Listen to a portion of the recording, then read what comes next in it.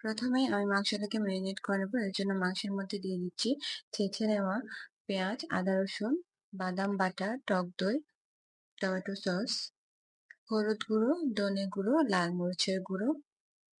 এগুলো আপনারা আপনাদের পরিমাণ অনুযায়ী দিবেন। লবণ দিয়ে দিয়েছি। এখন খুব ভালোভাবে মাখিয়ে নিচ্ছি। এখন এটাকে আমি 10 মিনিটের জন্য রেখে দেবো। প্যানে তেল দিয়ে দিয়েছি। এখন এখানে প্রায় হাফ কাপের মতো পেঁয়াজ কুচি দিয়ে দিয়েছি। পেঁয়াজটাকে বেরেস্তা করে ভেজে নিচ্ছি।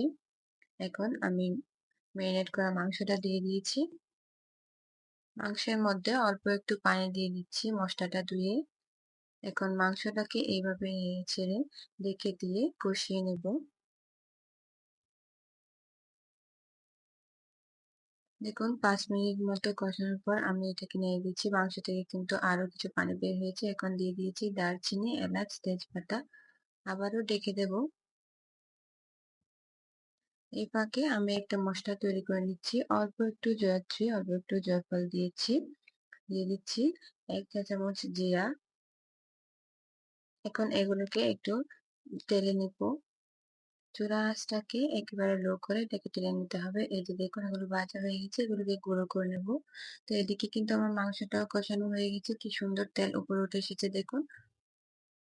এখন আমি গরম পানি দিয়ে দিচ্ছি মাংসটা সিদ্ধ হওয়ার জন্য। যেহেতু আমি ঝোল রান্না করছি তাই পানিটা একটু বেশি দিয়েছি। এখন ডেকে এগুলোকে সিদ্ধ করে নিচ্ছি। তো বেশ কিছুক্ষণ সিদ্ধ করে নেওয়ার পর আমি আলু দিয়ে দিচ্ছি। আলু দেওয়ার পর মাংসটা একটু ভালোভাবে নেড়ে দিচ্ছি। এখন হচ্ছে আরো অল্প একটু গরম পানি আমি এখানে দিয়ে দিচ্ছি। আর যে মশলাটা গুঁড়ো করে রেখেছিলাম সেটা এখানে দিয়ে দিচ্ছি।